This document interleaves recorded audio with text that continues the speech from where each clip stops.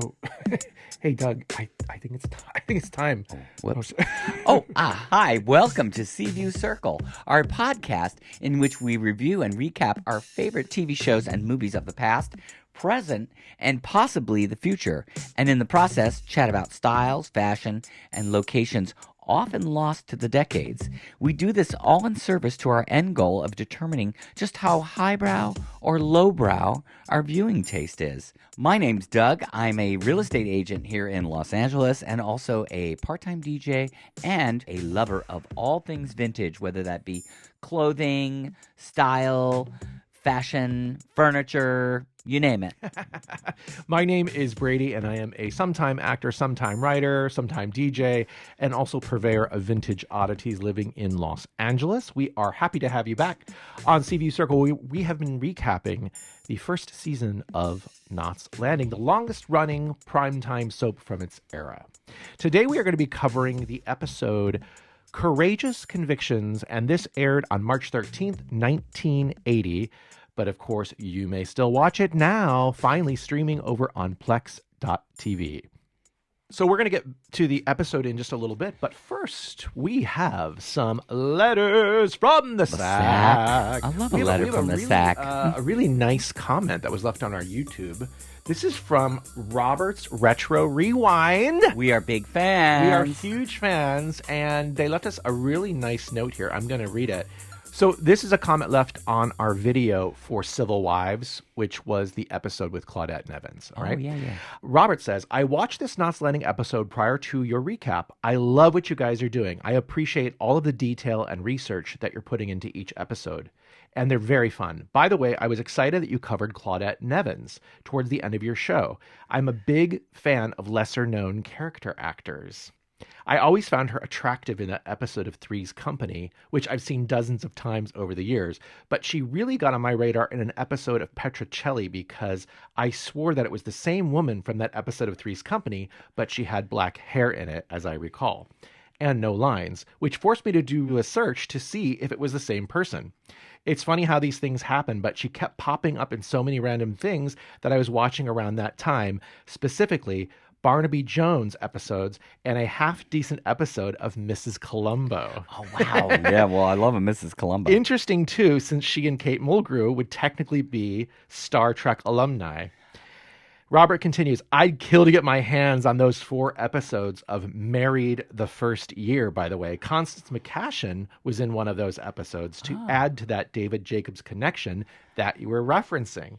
I appreciate the shout out, and I look forward to watching more of your future videos. Oh, and let's hope. Robert, we're waiting for your next video to come because we've watched everything. We watched all the ones everything you've done. We do love them. It is interesting that you bring up the Married the First Year again, because in the last episode, we also found out after we'd recorded that Jennifer McAllister, who played Jill, also appeared on that show. She was on that show as well. So all these connections. And I don't want to spoil anything about the episode we're about to get into, but now that we've brought it up, David Jacobs, when he brought Constance McCashin on, it was basically from his work with her on this series, Married the First Year. And he had kind of seen Constance McCashin as being the siren of Knots Landing Season 1. All right, so we actually have another letter that came in, this one via Gmail. I'd like you to read it. Okay. This is from Valerie Porter. And it says, Hi, just wanted to say I love this podcast. As a teen, I watched Knots with my mom in the 80s, so I didn't really remember all the episodes. I would watch sporadically when the show reran on soap.net in the late 90s, but have never seen all the shows. I'm currently watching from the beginning on Plex, and am loving it. Keep doing what you're doing. It's so nice to hear other fans talk about the show and the wild, camp/crazy storylines. Hope you review every single episode. Well, we're going to try our damnedest. Listen, okay? we are now on episode 11. That means that there's still 333 more to go. We've got a long way to go. It's going to be a long road. But I mean, probably we'll be in our 60s by the time we finish this. But, you know, if you'd like to send us a letter, or if you have a question or something that you'd like us to address on the show, there's 2 ways you can do that. You can go to Instagram. It's at seeviewcircle, SEEVIEW circle, or we have our Gmail address, which is seeviewcircle seeviewcircle@gmail.com. And that's all one word, seeviewcircle. Valerie, thank you for that wonderful comment. I really appreciate it. And it is funny you mentioned the other episodes coming up, because I do kind of feel almost like this episode that we're about to cover is kind of like the cliff, right? It's the bridge like, between the old Knots Landing and the new Knots Landing. It feels like immediately when we saw the intro to this, at least, that like things were ratcheting up. And I know that we're about to just jump off this cliff into the next sort of era of this show. So today we are going to be covering Courageous Convictions, and the writer of this episode, actually the writers, are Rogers Turrentine and Rob Gilmer. Now, Rob Gilmer has written the most episodes of Knots Landing so far, right? This is his 5th script that he has worked on, and in fact, I think he did the last 2 episodes that we've covered. The director is Henry Levin, and this is his 3rd episode of Knots Landing so far. So we got some familiarity, people working together, and I think that shows in the quality of the episodes. The IMDb synopsis is, deeply in debt, Richard leans on his neighbors for some quick cash. And before we get all into that, we have a few reminders for you. Subscribe to our YouTube channel or to our podcast on Spotify. It's free to subscribe, but it helps us out so much. Rate or like individual episodes. Leave us comments. Yes, Engagement please. also helps us so much. Yes, we love it. We love it. And if you like a particular episode, please share it with like-minded friends or family, or whoever. If anybody's into like our deep dives into style and fashion as well, because I think that was something that we didn't necessarily plan on being such a big focus of our podcast, but it's one of the things I think that we really enjoy about it. Yeah, totally.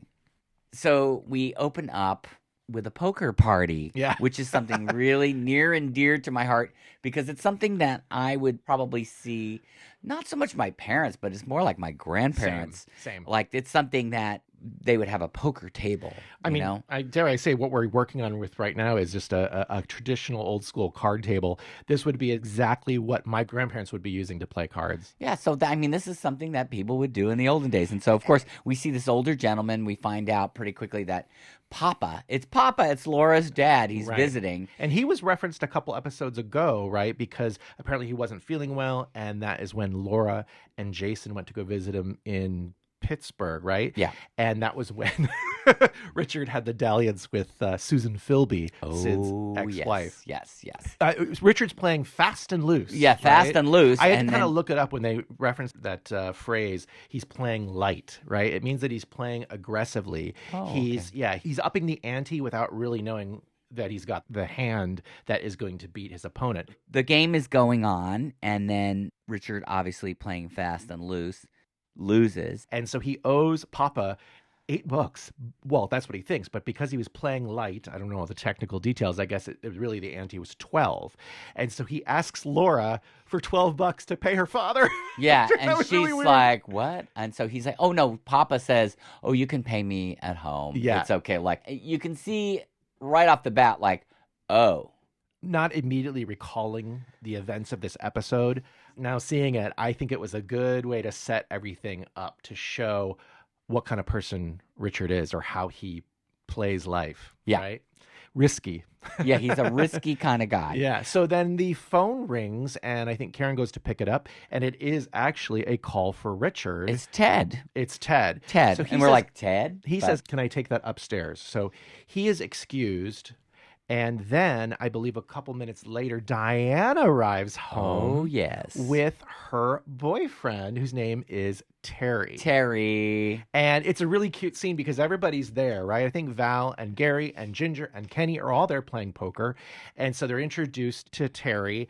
And after they excuse themselves up to Diana's room, and then Kenny makes this joke like, "You're gonna let them go up to Diana's room alone?" I thought that was funny how Kenny is saying this, because we know what kind of player Kenny is. Well, he's saying it because he knows, being a player, what's going to happen up there in that room, and he can't imagine that the parents are okay with that. But Karen says, "Oh no, I trust Terry. He's a nice guy. We've met him before, and I trust Diana." And I think they all go around the table kind of making comments about how nice and kind and respectful and handsome he is, which is funny then what happens when we cut to the following scene. Did you notice that Papa looked a little disturbed by the talk between Kenny and Ginger, too. It was maybe. like he was very prudish. It was Yeah. like he looked a little like weird. And we haven't really heard much from the character yet, so I didn't even know, like, when I was looking at it, I was going like, is he Eastern European? Right. Like, what's the deal We'll here? talk Like, about it. We'll what's talk going about on here? You Yeah. know? But anyway, he has kind of a strange hairstyle. Yeah. It's He a definitely weird felt comb over. kind of old world. Yeah, he felt like, well, I mean, that's why I was saying to you, this poker thing really resonated with me because it would remind me of something like I would see on my mom's side of the family. There were all the old Norwegian people who emigrated to America, and you'd go to like an apartment building in Brooklyn, and it would be like all the weird smells and things going on. Back in the day, there weren't all these distractions that we have now. People, to pass the time, they had to play cards, and there are so many card games, right? Eat pastry and you know, and play cards. Eat your coffee cake, have a mug of beer, and maybe a cigarette. Yeah, exactly. So in this episode, though, they're eating cheesecake rather than coffee cake, but that's okay. Right. I love cheesecake. Me too. Well, he's a big cheesecake fan. So we moved upstairs, and like Richard, you can see there's a problem. He's saying something. There's some kind of mistake or something. How bad is it? Yeah, so we know there's some trouble ahead. Here's this financial stuff. He's got some business dealing that has gone south. Yeah. Now, in the other upstairs bedroom, we flash to Diana and Terry, and they're making out in between two single beds. I thought, well, that's weird. They're not on one bed or the other bed. Neither bed was big enough. I know that there used to be the whole thing with the television. It would be like if you were on a bed, it was. Yeah. It's funny you mentioned that because I was just listening to one of my favorite podcasts, which is Trenchcoat Cigar Peugeot, Wandering with Columbo. And they talk about this, how up to a certain year, the code in Hollywood was that if you were going to show a couple in bed or whatever, they even had to have 1 foot on the ground. Well, isn't that why, like in the I Love Lucy's, they always had the two single beds? But in this case, I think it's interesting because we saw the 2 beds in the last episode when Diana was cleaning up her room. And I was questioning about it, but now I think almost like, oh, maybe they were foreshadowing to this episode. Like they knew they didn't want to have a bed that was big enough for 2 people because this makes it awkward for the couple. Well, maybe that would have been when she wanted to say that she wanted a woman's room. Yes. Maybe in a woman's room you need a queen bed or king bed. Exactly. Now, would you say that she's really done much work on those stuffed No, animals? The room looked exactly the same as it looked. I saw a bunch of dolls still, so I still looked at it and thought, no, it's still a kid's room. Yeah, totally. I thought it was kind of charming because, well, we'll see as the episode progresses, this kind of balance between being a child and being an adult. But in this case, this guy, Terry, is ready to go. And once again, just like her younger brother, Eric, in the last episode, Diana wants to take things slow. She just wants to make out, doesn't want to do anything more. Yeah, she doesn't want to take it any further. Her parents are downstairs. Well, Terry seemed like obviously he was pushing. Yeah. He's like, oh, yeah. And he got that groovy music He's excited. on the radio. I was like, okay, here we go. There's a shot outside that pans over from the Fairgates to the Averys, and immediately in my mind, I thought of the discussion we had back in episode 4, which was The Lie, which focused on Laura. We talked about the feng shui of the cul-de-sac.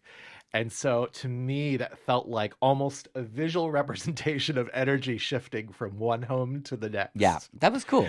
I noticed that too. I thought that's a different shot than what they normally do. Right. So it's bedtime and Richard and Laura are getting ready for bed. And I think Richard comes out of the bathroom and he sits down on the bed. And it's like a crinkle. Yeah. It's like a bag. So he's like, what is this? He pulls it out and it's like this weird nightshirt. Right. But, again, it's another sweet thing that, Laura has done. She's like, I bought you a nightshirt. Like, I want to surprise you. And like, she's trying to keep it. He's either unimpressed or really probably just distracted, right? So probably distracted. But again, it just showed me, like, when I saw that again, I'm like, God, he's such a jerk sometimes. Such a jerk.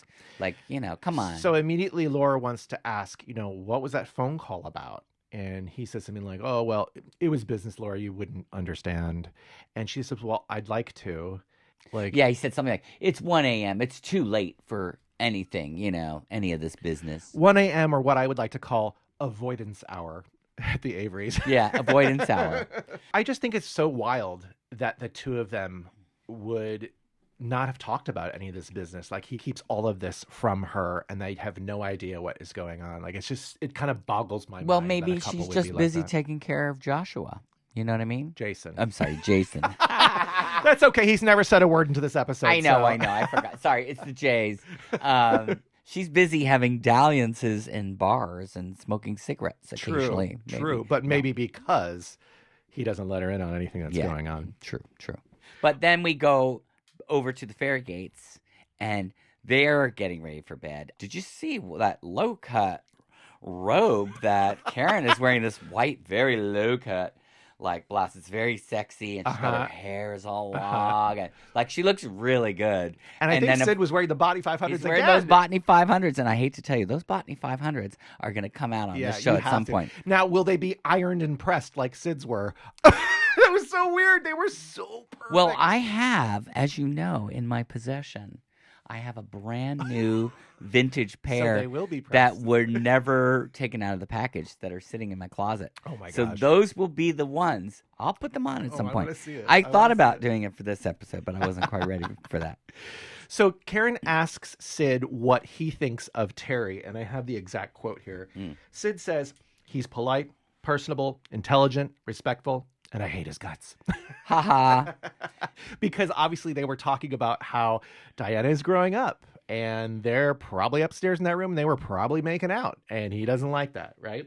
Meanwhile, while Karen's asking that, he's looking through his billfold or his money clip, and he realizes that out of the $500 that he just got from the bank from cashing some check today, that one of the $100 bills is missing. Yeah, doesn't he ask Karen? It's like, oh, did you take any money or something like that? And she's like, no. Yeah. So then Karen ponders, well, maybe it was Richard. He was up there in the room taking the phone call. And Sid's like, oh, come on. There is no way Richard would do that. And Karen says, well, you know, come on, Sid. You always think too highly of people. Sid is such a good guy, all the way down the line. I'm always impressed. When I see the character, I go, boy, he's much nicer than I could ever be. That's for sure. I have a question that will go when we're done with the whole season. I hope I'll remember it, but I want to find out who would we be friends with, or because to me, Sid, he's just so good. He's such a good egg, but I mean, he's he's just. I don't know. I would strive to be that good, but I could never be that good. I would strive to be that good, too. I think I'm just a little too jaded, so that's okay. I don't know. Maybe I'm more like a Karen. Yeah, not a Karen. Karen Farragate. Yeah. Karen Farragate. So Karen Farragate wants to get busy, okay? So he goes to turn off the light, and she says, oh, no, keep it on. I want to see what's going on. Sid says, again, it's after 1 a.m. There's nothing going on. And Karen says, wanna bet? Wanna bet? And it's so we see exactly the opposite extremes between the Averys and the Farragates. It's at Richard's 1 o'clock. There is nothing going on in this house. And over there at the Fairgates, hey, it's romance. Again, it's that difference of that feng shui maybe on that cul-de-sac. Yep. It's affecting the couples. Totally. Following morning, and Papa is reading to his grandson. It's so sweet. He definitely has some sort of accent, right? Well, I mean, the weird thing was he was reading so slow, and at first I got caught. I thought, wait a minute, is he reading that slow because he's got a learning deficiency, or is it because he's reading to Jason? Yeah. So I think it becomes apparent that he's reading to Jason eventually, but because they haven't really given him much words yet, to me. I just find it interesting because when I see the character or the actor who plays Jason, to me, he doesn't really look like physically the son of Laura and Richard. But what's interesting is that the grandfather kind of has this accent and just kind of seems, I don't know, it's hard to see the connection between Laura and Papa physically. Well, that's television for you. We can talk about it a little bit later on. I did do a little bit of research on the actor, but anyway, Laura's making potato pancakes, and Richard comes in. He can't wait for the pancakes because he's already 20 minutes late for a meeting at the club. Yeah, and he's really kind of dismissive to her. Right? Well, really he's, again, preoccupied with whatever this news is that he's not shared with anybody yet.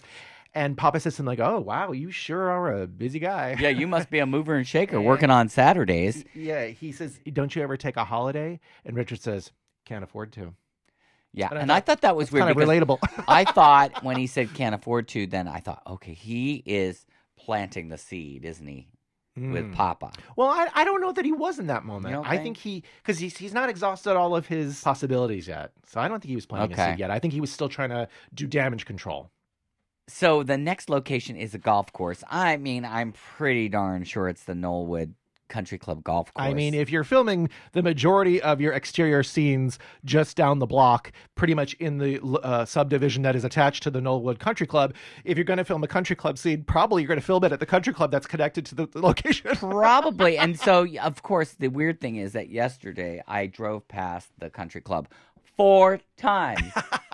I know it used to not be open to the public because I was talking to my mom. I go, did you ever go hang out there? Because they have friends that live over there. Okay. Like good friends. She's like, no, it used to be private, but I saw a sign that says now open to the public, cocktails. So we might end up there. We might end up there sometime. But anyway, so it appears to be it's Richard and this guy Ted. This guy Ted, who is stockbroker, right? Who's the one who was on the phone with him. I think it's interesting. It's a callback, really. They do a really good job of bridging these storylines because way back in episode 4, The Lie, if you remember, when this serial rapist, was loose in the neighborhood, and there was the newspaper. When they went from house to house to see the reaction of the different couples, and when then we finally get to the Averys, remember Richard's too concerned about the stocks. Right. Yeah, that's true. Yeah, he's so a it's stock a good dude. little connection here. Yeah. What he finds out from Ted is that this company that he's invested in, which is called Drillco. That was so silly. But anyway, apparently the prospectus that he had seen that impressed him so much to invest was a bunch of BS. Well, it was oil wells. BS. It was it's oil. all BS. It's lies. It's all BS. It was oil. So I thought actually this was an interesting connection too because of obviously the Gary Ewing too. Right. So like Richard he's been sniffing around that black gold for a while. Right. He's been sniffing around the black gold. The line he said, well, I warned you, and he's like, you've got to come up with $20,000. Yeah, because he said that he's kind of been shuffling his money around to make this investment, and so now that the stocks are bad and the whole thing's belly up, he's got to come up with the money to repay. Isn't it like by the following week or something? You got to come $20K, and then Richard's best line on this is so wait, crazy. let's not get. First, you have to say that he says to Ted, "What should I do?" And the guy suggests that he files for bankruptcy. Oh yeah, that's right. And then Richard says, "Oh well, I can't do that because if I file for bankruptcy, I'm going to look bad at my law firm and I'm going to lose my job." Yeah. So it's like a big whammy. So he's really like, screwed up. He's like, "I'm out of here," and that's when Ted says, "Oh, you're not gonna." You're not going to finish the game with me. And he says something like, I've had my fill of dry holes, which, that could be taken many different ways, couldn't it?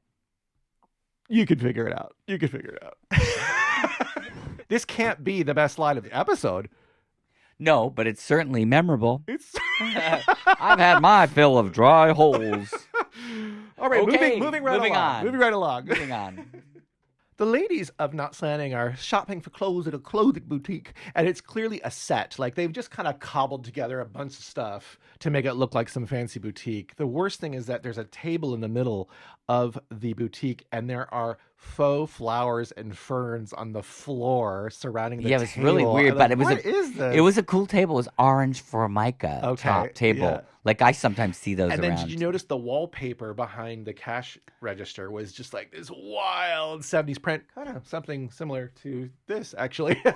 And I just thought it was so weird that they kind of clearly cobbled things together. Yeah, but I'm gonna say one thing. I do have a vague recollection of going to some stores like this maybe in like the 70s when I was really little. Like some places look like that. Yes. There used to be a place I used to go to get shoes. And I remember going there and it like things were way more homespun back then. There might even have been some white lattice work on the wall. Yeah, lattice work. Well, you know what mine one had, which is really memorable, is 4 or 5 of the cat clocks. Those original cat clocks from like the 30s with all the rhinestones. Mm-hmm. So you'd look up on the wall while you try your shoes on. I think the place was called Bernie's. And you'd be, so for a little kid, you'd be like, they're trying to distract you. Yeah, because so they had that weird contraption that they're going to put around your foot that looks so scary. The Brannick device. Oh, you know what it's called? The Brannick device, yes. But anyway. So like that distraction for that. Yeah, but so anyway, back in the day, like, yeah, stores were definitely way more homespun, and maybe in a small town or something like that, it would be like that. So the ladies are shopping, and they've picked out some stuff. In fact, Valine has picked out an outfit that is very California. I like that. What is very California? That's what I wish we could see it, because we couldn't really see it. It was on a hanger, but I mean, maybe she'll wear it in a future episode. We got to keep a lookout for that, for the very California outfit. Laura has also found a dress, and so she goes up to pay for it, and she puts down her credit card. And I thought it was funny because it's like super old school. Old school. She cost to call it in. Yeah. So while the sales clerk is calling it in, then Valiant and Karen have found this scarf or something that will go perfect with this dress that Laura has. And I just thought, this is so weird to see these actresses having to act this very mundane scenario of shopping at a boutique. It was fun to see, but also I felt kind of bad for them that they had to be so kind of silly, you know? So unfortunately, what happens? Oh, well, when she brings up the scarf, the clerk says, "I'm very sorry, but they've declined your card." And they take her card. Yeah, and Laura's very embarrassed.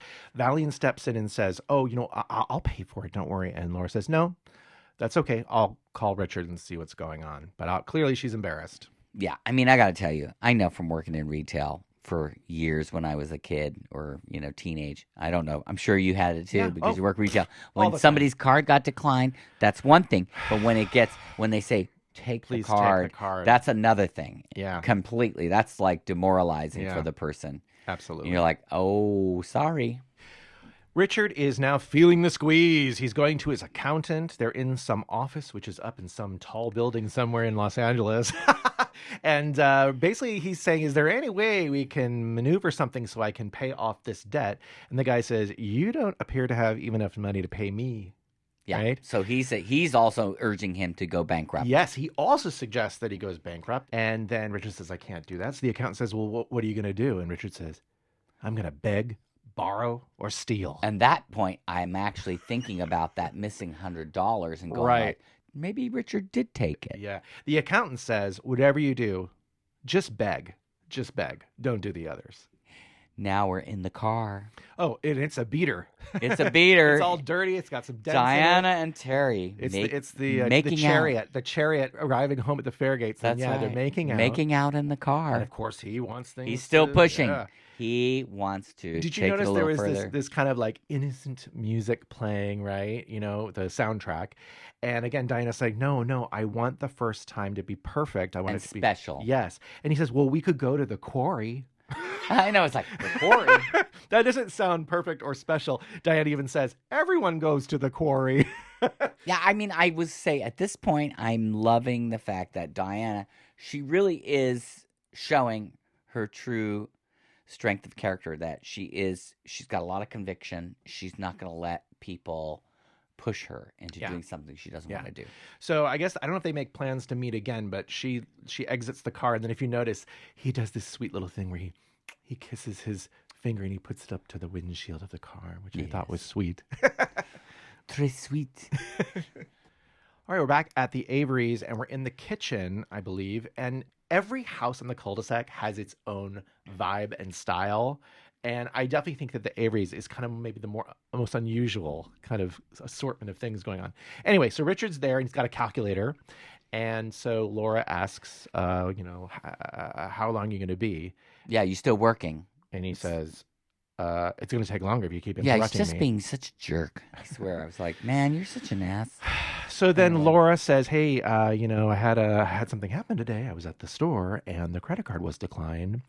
And what does Richard see? He's like, no, they got it wrong. It's a cockamamie computers again. Yeah, cockamamie computers, which I thought, it sounds almost like your parents or my parents, that kind of thing. Oh boy, here we go. It's all the computer's fault. Yeah, Richard is totally flustered in this time. He's like, I'm up to my ears in bills, in canceled checks. Like he's trying to figure this out. And so Laura says, well, let me know what's going on. I can help.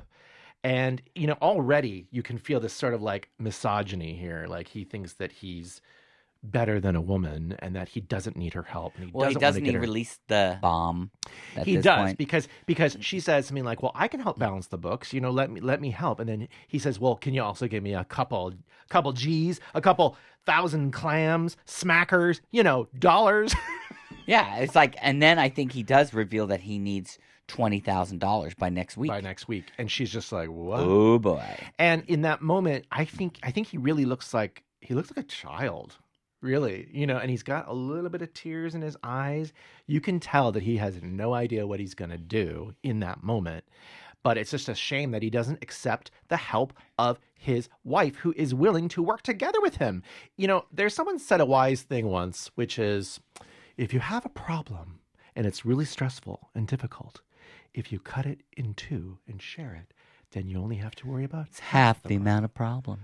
Come on, Richard. Get with the program. Get with the times. Come on, Richard. I don't think it's going to happen yet. I don't think so either. Yeah, I just think that Richard is his own worst enemy here. And, he just doesn't want to be one-upped by Laura or, saved by a woman. Totally. All right, back over at the Fairgates. It is Sunday morning, and Karen is surprised why Diana is up so early. And I was surprised as soon as she walked in and I saw the lightning bolt. I wore this in honor. I was like, Diana. Electra Woman and Dinah Girl just arrived in the building. The colors were exactly Electra Woman shows up. Diana. It's like, great sweater. Yeah. Great sweater. Yeah, and it totally felt like of the era. I could totally see, my sister wearing that or some of my friends' sisters wearing that sweater. So Diana's so excited because she's going to meet up with Terry again. And then Karen says, wait a minute, he just dropped you off. And Diana says, that was 8 hours ago. Yeah, that was 8 hours ago. And then, of course, totally what a teenager Karen would is say. like, well, Sid says, are you guys going steady? Yeah. And everybody's like, this is so old school. Like, is Dad. it the 50s? Dad. And then Diana says, we're beyond going steady. What we have is so much more special and unique and pure, right? That's, again, what any teenager would say. I love it because Karen's eyes to Sid are like, don't you want to ask more? What's going on here? And he's like, I don't want to know anymore. Right. After she leaves. It's actually very typical. I hate to say it's a very typical dad thing. Because my dad was the same way. It would be like, kind of roll his eyes. Yeah, and be like, I am not asking any. I don't want to know anything more. Now it's avoidance hour at the Fairgates. Yeah. I love it because even Karen says to her when she leaves, oh, have a good time. And then she catches herself. She's like, why did I just say why have a good time? Diana heads out of the door, and there is Terry, but this time he's on a motorcycle, and I'm thinking, gosh, is this triggering for Diana after all the events? Yeah, and I was thinking, boy, what's going to happen when Mom and Dad see her getting on a motorbike? I was like, there's going to be trouble. I was like, uh-oh. She's very casual, though, because she's still eating her English muffin from breakfast. I guess, I'm one of those people where I always felt like there's going to be way more of a disaster happening. Like, immediately, I was just thinking, like, oh, shoot.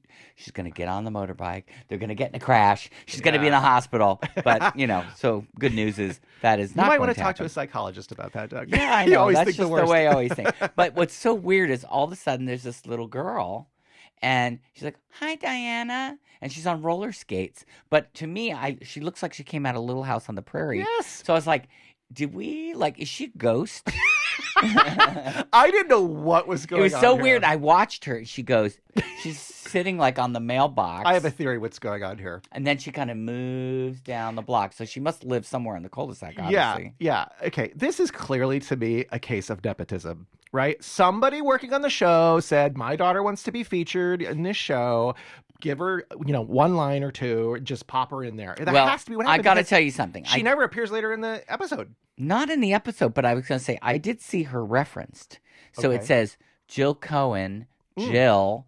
But then when I look to see like on her IMDb, she's going to show up later in the show, but as Amy. So in different episodes. See? So yeah. I think the nepotism thing is still feeling pretty maybe. valid. We'll have to do some more research on her, but I know she's coming back. I think it was interesting because she says, oh, hi, Jill. And I thought, we just had a character named Jill in the last episode. Yeah, I know. It was weird. And this is long before Jill Bennett. Hi, Diana. And you're like, well, who's that? Yeah, it was like... It was definitely like sticking out like a sore thumb. I mean, you don't sore thumb of nepotism. You wouldn't need her in there at all. No. You could have done this. There was no relevance to that at all. I mean, that's why you might have thought, oh, maybe something bad's going to happen. Because if Jill was available to tell the Fairgates, she left with this guy on a motorcycle. She went on a motorcycle and blah, blah, blah, blah, blah. But anyway. And that didn't happen. So anyway, that was Jill, the little ghost on the prairie. Little house. Little house on the prairie ghost. Yeah, that was Quarter Pint. And then so Diana and Terry zoom off on the bike, and she's still eating her English muffin. We're back at the Averys, aren't we? Yeah, I think it's breakfast, I guess, again, maybe, because it's Sunday, and Richard has this idea of course, a great idea because he's going to make Laura do all the hard work. Yes. We're having a barbecue tonight. He basically has plans, ulterior motives that he's not revealing to anybody yet. But he says, we're going to have a barbecue in celebration of Hank, or Papa, who's visiting from Pittsburgh.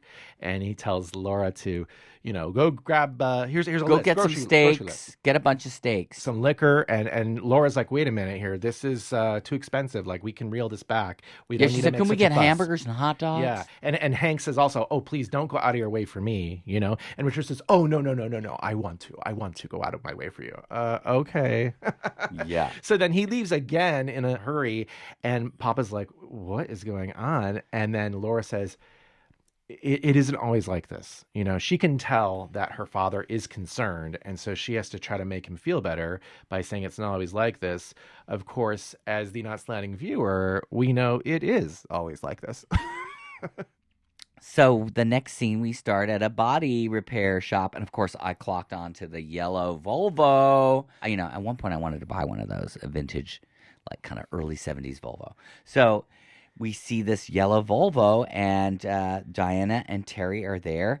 And he hands over to this guy $100. And there's even a wind chime sound effect, in case you missed the fact that it was a $100 bill being passed from one gentleman to another. And so that perhaps this Terry is not as kind and respectful and wonderful as all the adults in the episode. But we do find out why they're on the motorcycle, which is because I guess this guy is a friend of his who works at the body shop. So by going there on the weekend, he can do... It's a Sunday morning special. Yeah, Sunday morning special. You can get your paint job done for $100 rather than like $300 or $400, whatever they say. Right. So this is why they were on the motorbike. Right. But this is why...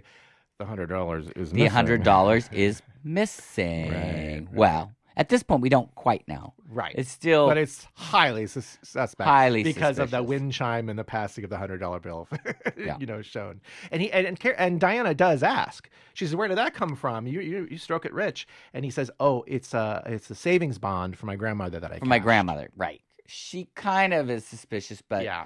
Not totally at this point. I don't have the ability right now in this moment to do the math, but let's just be honest. $100 back in the day would have been so much more. Oh, it'd been like $300 now. Like today, I feel like a $100 bill is like $20 back in the day. So totally. So this next scene, I got a surprise for you. Oh, okay.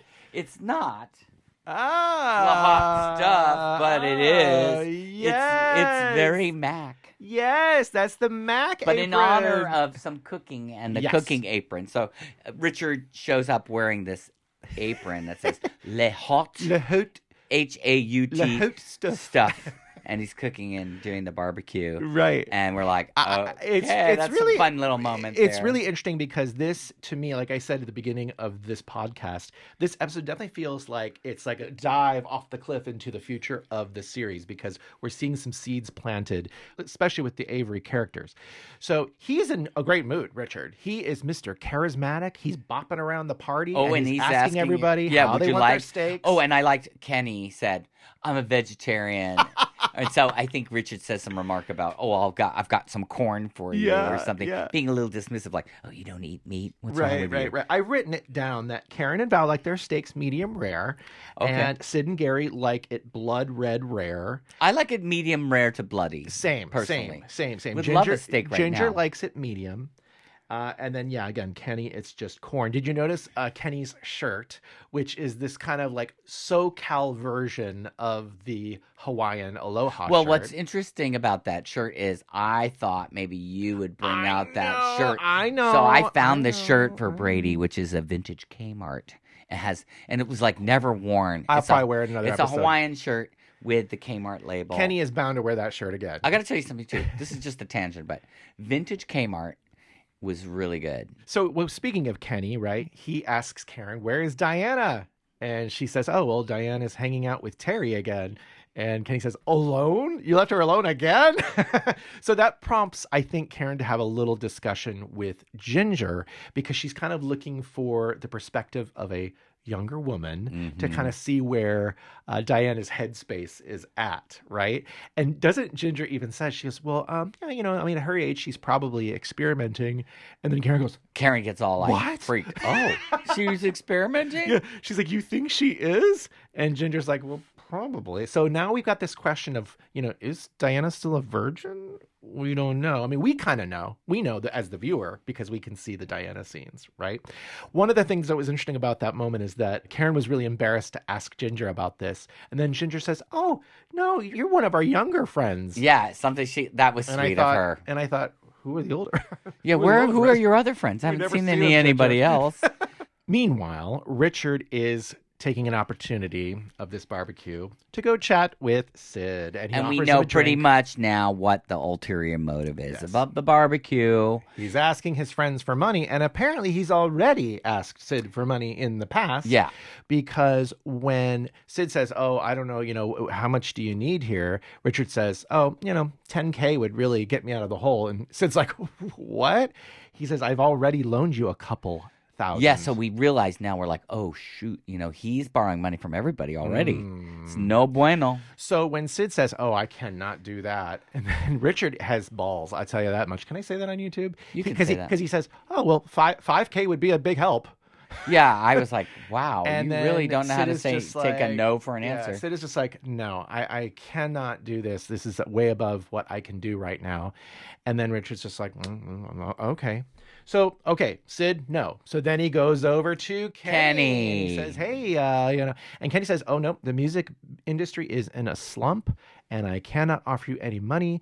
Sid sees this. Yes. And you could see like, oh boy, this guy's desperate. Right. And then Laura sees it as well. Laura says, what are you doing? These are our friends.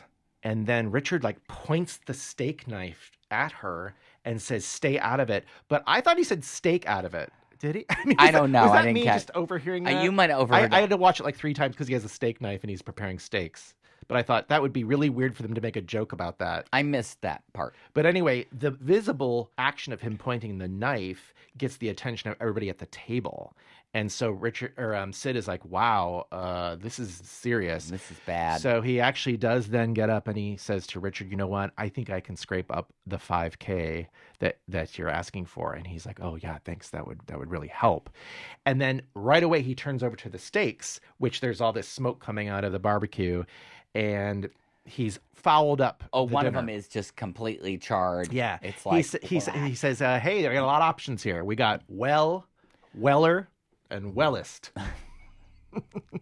I just got to say, Sid proven to me to be what a good guy. I mean, He will go to those lengths to make sure people are okay. Right. So I thought that was very sweet. He is the friend you want to have on your side. Now, Richard, on the other hand. And again, this was so weird that he fouled up the stakes because, I mean, obviously he had ulterior motives of this party. Maybe he wasn't paying attention. But we know in the future that Richard is a chef. Yes. Right? He's a chef. Later on, he has a restaurant. Up a restaurant, spoiler alert. Yep, and spoiler. in real life, the actor is also a chef. And he actually has a food blog, I think, where he puts up his recipes on a weekly basis. The scene with Diana and Terry, again, I watched it a couple times because I was like, what is that? So it's his hand. He's got a chip with dip on it, like a Ruffles with sour cream dip. And he puts it in Diana's mouth and she goes, so I thought isn't that alluring? A little bit suggestive. Chip and dip. So yeah, but more suggesting is the fact that he has a key to his aunt's place. Right, and next he has a key. Because I guess they're going to Europe, and so he's going to be taking care of the plants or something. Was that what it was? Yeah, he's going to be taking care of the plants, so he's got access to a pad. To a plate. Now, is this the perfect place to consummate their relationship? We don't know, but Diana's apparently open to it because she says that, I have swim practice. I could just skip that. And she's like, I'll skip. My mom wouldn't know. I don't have to be home till 5. So it's the like plot she's on thickens. Board. She's ready to. And do you notice she was wearing some more makeup? Claudia Lana was wearing more makeup than we're used to. So we do see that Diana. This is again sort of a bridge for this character as well, from childhood into womanhood. In the next scene, Richard begs the impossible from Laura.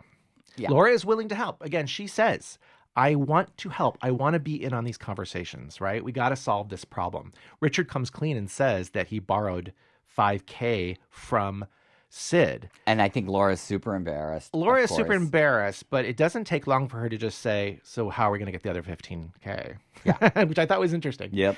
Richard says to Laura, I'm going to need your help with this. And Laura's excited because this is what she wants to do. She wants to help, but it's not the kind of help that she was suspecting, because Richard actually asks her to ask her father to mortgage the equity on his house to pay off this debt. Yeah, which was really dismissive. Like, oh, well, the house was purchased 30 years ago, so just like a drop in the bucket for him or something. So presumptuous that you would ever put someone who is solidified their life and what they're going to do in their later years and put them on the spot to help in this situation. It's crazy. And Laura immediately picks up on it. She says, you're always looking for the shortcut. Yeah. Right? You're always stretching what we're doing here. And he says, no, I see it that we're striving for something better. And Laura says, listen, I love this house. I love the life we've created here, but I'm willing to sell this house, get something more manageable. I'm willing to get a job. And he says, absolutely not. You will not be working.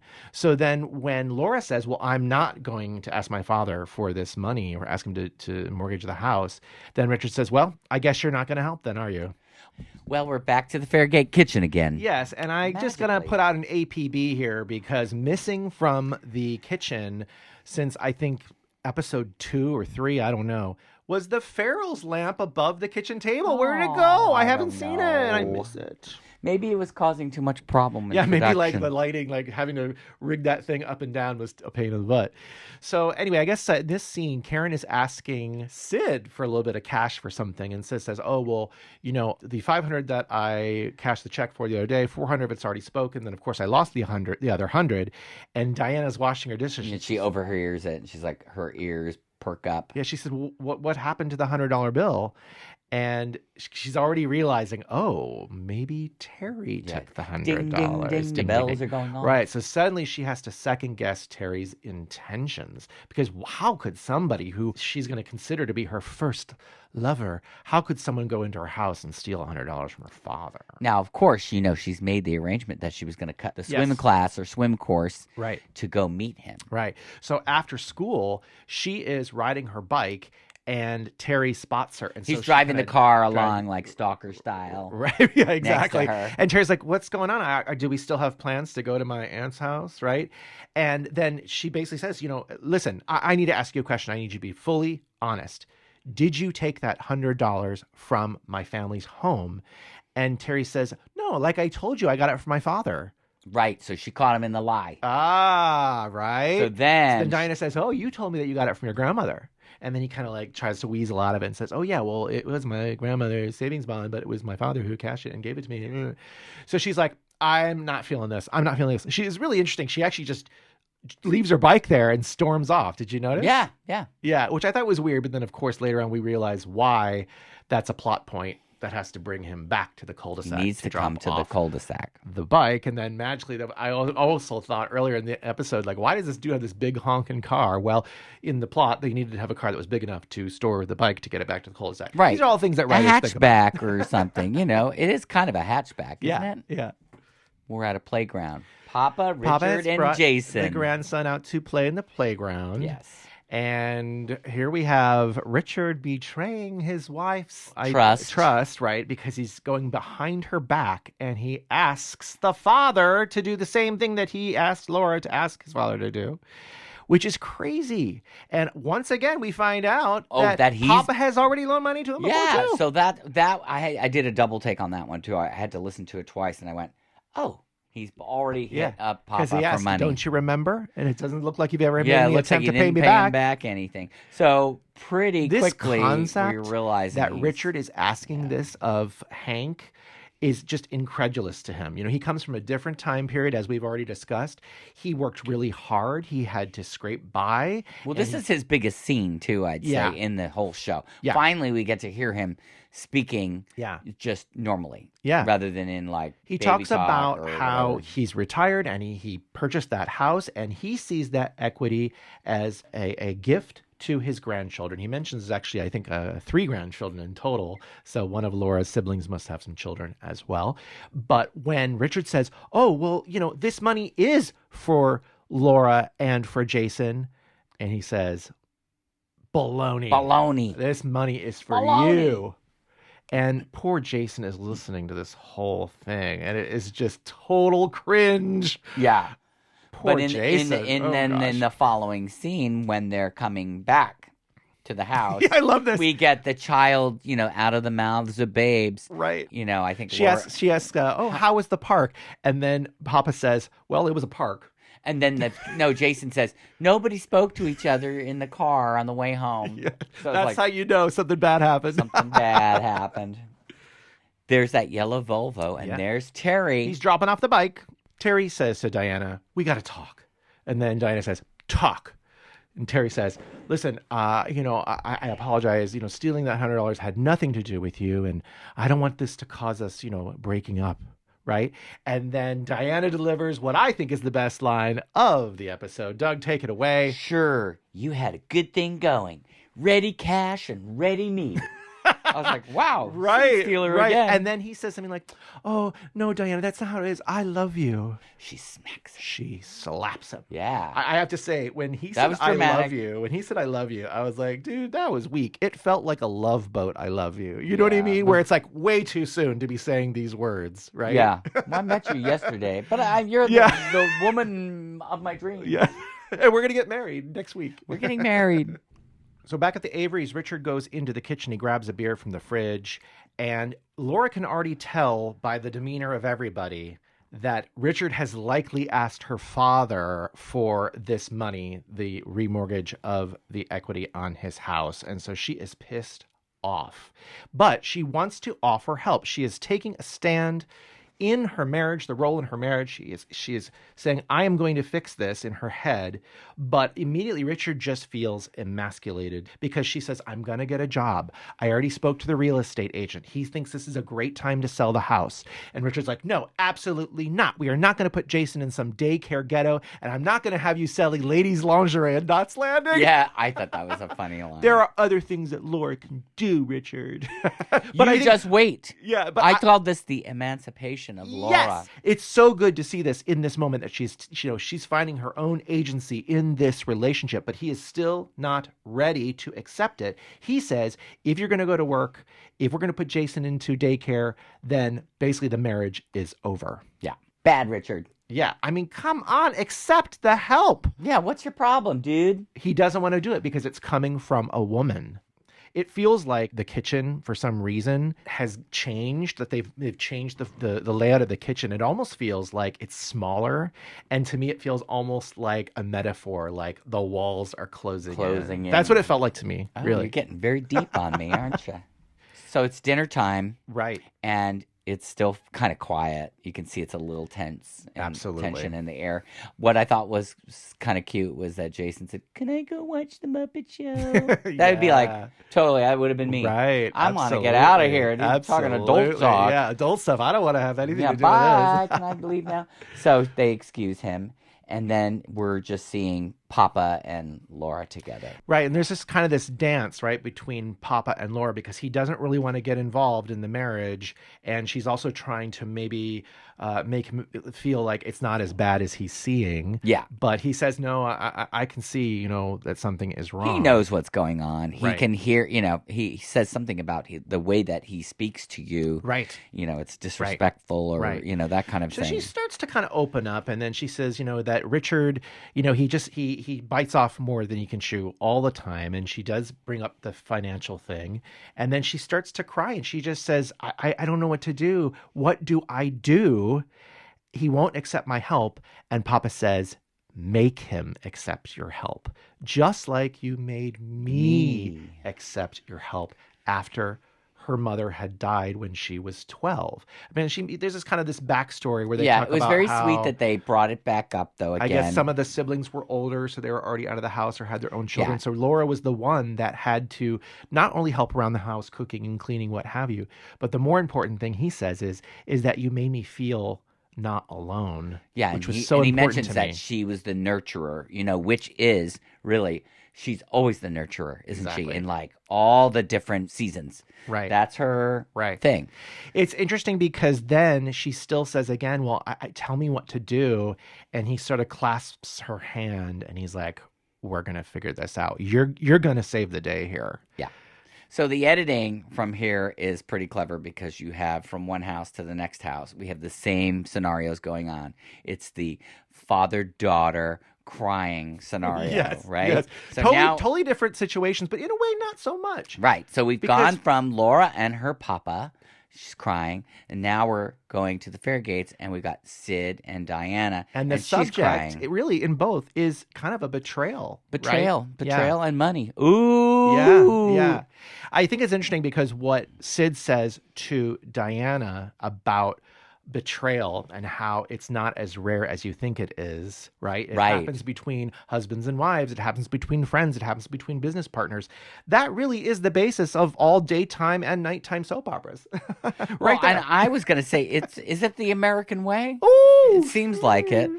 Seems like it these days. But it made me think for a second, too, because it's not something I think about. Right. That betrayal. Right. And Sid says, I hate to say this to you, but this is just the truth. And it's interesting because then Diana takes it. She says, I'm never going to speak to him for as long as I live, which is such a teenage thing to say.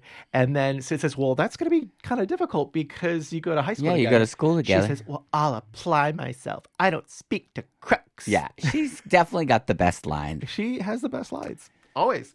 Diana.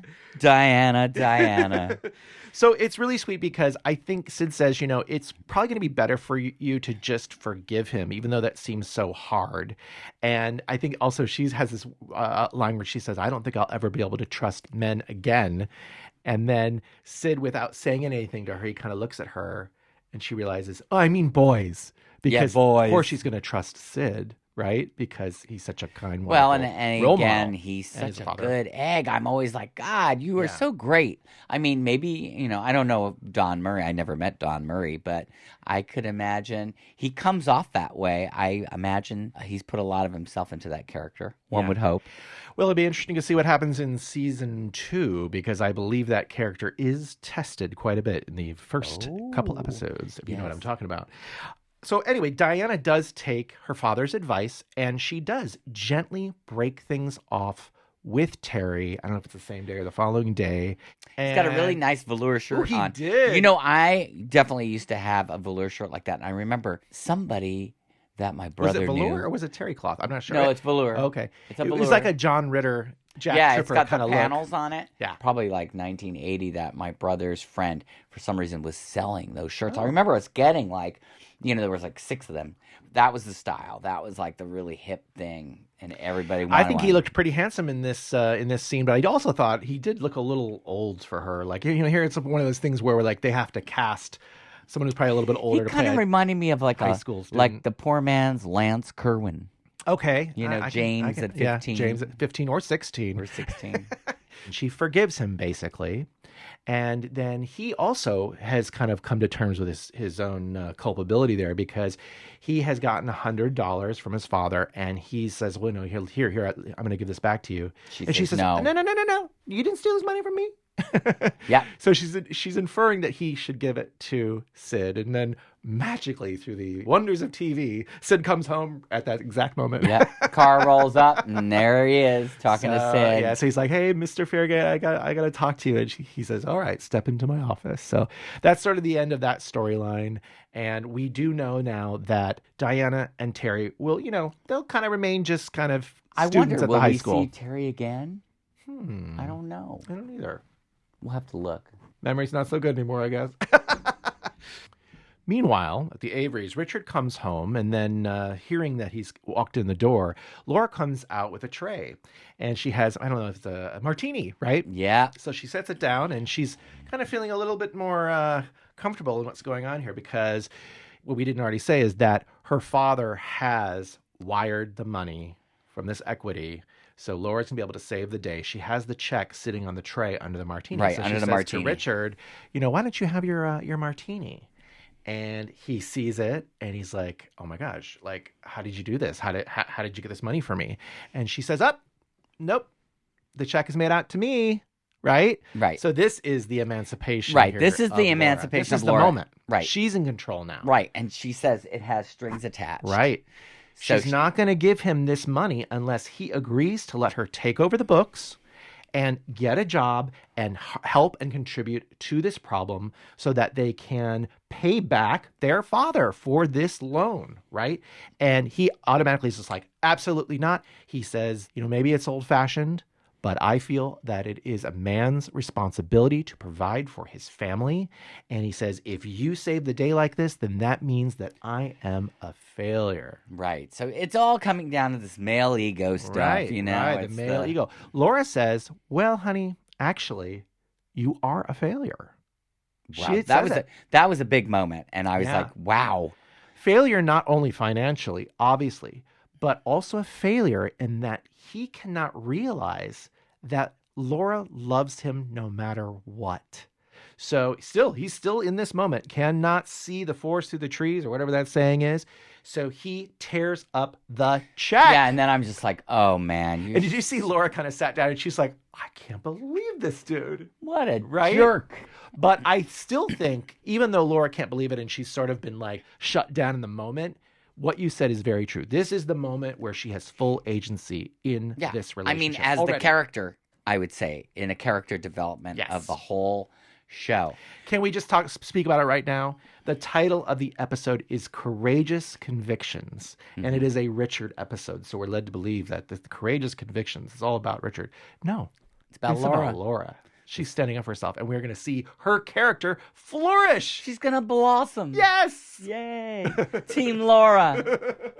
All right, so afterwards, Richard has left, and he's kind of driving, and as he's driving down the street in the neighborhood, he sees this, what is it, Aston Martin? I think it's an Aston Martin, and it's got a for sale sign in it. And he stops his car, and he looks at it, and he writes down the phone number. And I'm going like, oh, dude. You're crazy. And in that moment, this is where John Pleshette as an actor really comes in, because you can see him just going like, what are you thinking? This has got to stop. Listen, though, I can relate to, like, say, doing crazy things when you have like no money or whatever. I mean, I've done some of my most wild purchases when I literally I lost a job and had nowhere to live, and then I went out and I looked at a leather jacket and I bought a leather jacket. Whatever. I will still talk about it as the episode progresses, but there's definitely some relatability to Richard in this episode. I'm sorry, as crazy and as wild and as terrible as he is, there is some relatability of this character. But in that moment, he realizes, he throws the pen up or something like that. Yeah, he does something like that. And then he even kisses the car goodbye, right? Right. And I just thought it was a really beautiful scene. I was like, what is this? What are we seeing? And then as it played out, I was like, wow, that's really touching. I actually got a little... Did you cry again? No, maybe not there, but there's still time in the episode. There's still time to cry. Richard returns home later, and he has this paper bag, and he just sort of throws it on Laura, who's sleeping. I thought that was a real D move. Can I say? Yeah, you could say dick move, dick move, dick move. Yeah, dude, come on. You could have just put it down on her. But then the bag so is wakes open. Up, the bag is opened, and what do you see? Scotch tape. Scotch tape. What's the Scotch tape for? Right. Well, it's a symbolic gesture to show that he wants Laura to tape that check back up because he is finally ready to accept Laura's help. And Laura's like, wow, I really didn't think you were going to come back. And Richard says, well, I knew I was always going to come back. He says, I may be proud, but I'm not stupid. So he comes out of the ensuite bathroom. He's already changed into his robe. And I think Laura asks, what changed your mind? And he says, a really expensive car. Yeah, a very expensive car. What are you talking about? So in this moment, he really comes clean. And you see his motivations here in life, right? So he admits, yes, he is terrible at his finances, right? He also admits that he is not such a great lawyer. He's not a good golfer. Yeah. He's not good at poker. But what he does say is, I hate being ordinary. Yeah. And I thought that was kind of touching, too. We can all relate to that. This is what I can relate to with the Richard. Absolutely. Yeah. He goes even as far as to mention Gary, Sid, and Kenny. He's like, all those guys seem to be okay with it just being ordinary, but not me. So even though he's finally willing to accept Laura's help, she can do the books, she can get a job, help get them out of this hole, he cannot give up on his wild and crazy dreams. Well, he says it's really important to him. It's I verbatim, I don't know. Don't take away the dreams, which I thought that was super cool because we all have dreams, Yeah. and I think that's the thing. It's really, don't start crying on me now. I can see the tears in his eyes. Yeah, that is something so special for each person, and it's motivating. And here we can finally see he's let down the guard of being, whatever, a jerk. He's just being real. Yeah. And it was really... John Pleshette did a great job with this little moment. Yeah. Laura says, I couldn't tell you to give up on your dreams even if I tried. She knows him very well. The real kind of tying the episode up in a bow moment, though, is when he goes to turn off the light. He takes off his robe. Yeah. And he's now wearing the nightshirt that she gave him. Isn't that sweet? And even better is that it is official that he is no longer wearing the pants in the family. Right. Oh, Yay! It was so good. Yeah, it was a really good one. It was just great to finally see him not being a jerk. Right. Well, he's had other moments here and there. Yeah. But, so many times. Well, that was definitely he was a jerk episode. Oh, for sure. Totally. For sure. I really like this episode a lot. The delivery of that final punch was really great. And I love how it opens with a poker game, which is like this metaphor for how Richard plays his life, right? It's like a game, One big poker game. Yeah. I felt this episode is very dense. I mean, I think I wrote probably 12 pages of notes. Well, I would say, when you're doing a recap like this too, and when you're making your own notes, I did notice that there's a lot more scenes in this too. It's just a lot of back and forth. Yeah, I have to tell you, when I go through and we write down these notes, I think for the average scene number is about 20 or 21. This had 27 scenes. Yeah. And there was a lot of meat in them. It reminded me of that episode at the beginning, the one where Karen has that flirtation with David Crane. That was another one that was really chewy. Yeah. And I think it is credit to the writer and also the director, both who already worked on the show. They put together something really, really great. And so, obviously, yes, we know a battle of the sexes. It's not like the, most innovative storyline, but the way it's handled here and the way they use these kind of metaphors, I think was really well done. We get to see, Richard really spelling out his motivations for being such a disaster of a human being. And he's a self-saboteur, right? He's almost like too smart or too proud for his own good.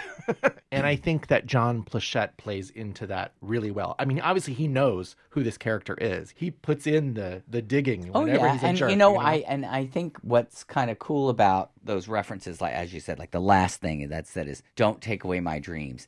And we've seen little tasters in here, like, the barbecue, he's doing the thing. So the dream that he has is to become a chef, and that's going to happen later. Right. So it's kind of cool. Like, it is cool. It's all set up. And then what we also said about the Laura character is that this episode really opens up the gates, the floodgates for Laura to prosper and just blossom. Because if you think back to the other episode that we just watched a couple weeks ago, which was the watch along for the three sisters. Oh my gosh, that character is so much further along. I can't wait till she trades in that Datsun for a Mercedes. Oh my gosh, yeah. So I think that was kind of like probably my favorite part about the episode was seeing the Laura breakthrough, Yeah, it feels good. So, right, well, Brady, let's talk a little bit about the guest stars. We first I want to just say this is kind of the first time we're really getting a good chunk of Jason Avery as well. I think he might have had a line in The Lie talking about a rocket pop. This is an actor. His name is Danny Gellis. Gellis. And he is actually Jason number 2. Oh. Okay, so there's actually 4 Jasons throughout the course of Knots Landing. It's difficult to kind of keep these child actors consistent, although for many of the other characters, they do a very good job. But this gentleman here is number 2, and he will be with us for the next couple years. And then this father, played by Harry Belliver, his actual name is Enrico Harry Belliver. I found out that he is of German and potentially Spanish heritage. So that's kind of why maybe he felt that kind of more European vibe. But I can't really verify that. Now, he is a very accomplished actor. He started off on stage. In fact, he played Sitting Bull in the very first production of Annie Get Your Gun. And I thought there was something about him did kind of feel sort of Native American to me. Yeah.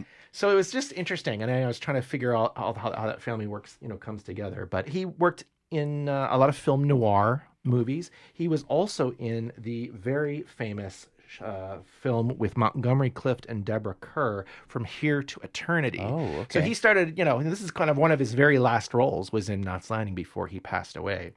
But he also worked on 257 episodes of Another World daytime soap opera. Oh, wow. We should watch that one. He was also on Somerset, which was the same soap opera that the woman from the last episode, the co-star, worked on in the 70s. And then he also did 136 episodes of the TV show Naked City, where he played, I think, a cop. So kind of, again, that film noir kind of vibe. And I just thought he was, what a dude. What a dude. God, that's a lot of episodes, too. That, right? I mean, he's a hardworking, he's a player. Hardworking actor. Now, on the flip side of that, the gentleman who played Terry, whose name is Kevin O'Brien, he really did not do much. He had about 22 acting credits in total, and I think he just did kind of guest spots on TV shows up until about 1993. So he was more of a child actor. Yeah. Okay. For me, the best scene really is that next to the last scene, the emancipation of Laura. Mm-hmm. I'm going to call it the emancipation of Laura. I just felt like the whole episode is building up to that point. Yeah. And you get a little taste of it. But when she comes out and really takes the reins, and it's like, this is how it's going to be. Yeah. I thought that was very powerful, and I really liked it. Because, again, I'm a big fan of her character. Me too. Me too. Yeah, those last three scenes, that part, then him going to see the car, and then him putting on the nightshirt, losing the pants in the family household. That was really, really well handled. And then, of course, I'm going to give a little shout out to the barbecue, because I love the Avery backyard. This is we put this up just because we thought it looked like the lounge furniture, the cushions at the Avery house. So. Yeah, definitely. So, it was great. I really, really enjoyed this. And that is the perfect segue to just come in for a landing on this episode and get right down to the lotus point. We're going to find out just how highbrow or lowbrow this episode was. What did you think, Doug? What did you rate this 11th episode? Well, I think this was a pretty good one. I'm going to give it a 4. Between 1 and 5. Yeah, between 1 and 5. I'm actually upping it even further. Wow. This is a 4.5 to me. Wow. There just is nothing really kitschy or whatever campy to bring it down, and it's a very serious issue, and I think it was relatable again, and again, this kind of battle of the sexes in a marriage and how you can work together, like this is what we should be doing. Well, many people out there should be working together. Yes. We know a few. Not us, of course. So yeah, 4.5, definitely. I think this is one of the higher brow episodes of the season. Yes. Well, then we can find out, though, where we're going to be going. I can't wait for the season finale, which is a two-parter. It's a two-parter. We're also going to find out at the end of that. We're going to find out what is the overall brow meter rating for this season. Ooh, I can't wait! It's exciting. It's exciting. But what is coming up next, Doug? Oh well, here this is fresh. This is fresh off the presses. Can I put glasses on? Please do. Next on Seaview Circle, after earning a promotion, reformed alcoholic Gary starts drinking again, which causes him to spiral out of control. Oh, wow. That's going to be good. Okay, yeah. Tis the season, I guess. Cocktail holidays. And celebrate oh my the holidays. Would it be gauche of us to have a cocktail or watching an episode? Maybe we'll have one the next one. And we will see you then. Back on the sack. We want to wish everybody a happy Thanksgiving. All right. We'll see you soon. See you soon.